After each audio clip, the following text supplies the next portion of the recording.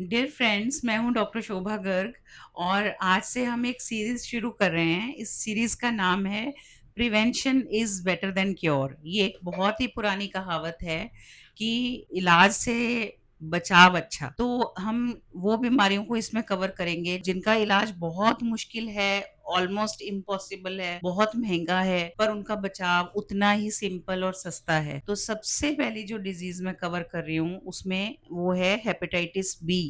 Hepatitis B हमारे पास जो patients आते हैं उनमें बहुत ही कॉमनली हस्बैंड या वाइफ को हेपेटाइटिस बी निकलता है जब हम उनके वायरल मार्कर टेस्ट करते हैं। और वायरल मार्कर टेस्ट हम हर एक पेशेंट के करते हैं, चाहे वो गर्भवती हो या इनफर्टिलिटी पेशेंट्स हो। तो जब उनका हेपेटाइटिस बी पॉजिटिव आता है तो जो कपल, जो दूसरा पार्टनर है जिसका भी नेगेटिव है, तो उनको हम सलाह देते हैं कि prevention is better than cure. ये बीमारी का अगर आपको बचाव करना है तो सिर्फ उसके लिए आपको 3 टीके लगवाने पड़ेंगे। हेपेटाइटिस बी की वैक्सीन आती है एंजेरिक्स बी के नाम से।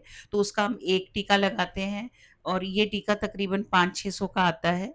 और उसके बाद 1 महीने बाद दूसरा टीका लगाते हैं और 6 महीने बाद तीसरा टीका लगाते हैं। तो उससे 3 साल के लिए जो कपल है वो साथ रहें, जैसे मर्जी इंटरकोर्स करें, बच्चा करें, तो दूसरे पार्टनर को हेपेटाइटिस बी नहीं होता। और उससे फिर क्या होता है कि आगे बच्चों में भी नहीं होता।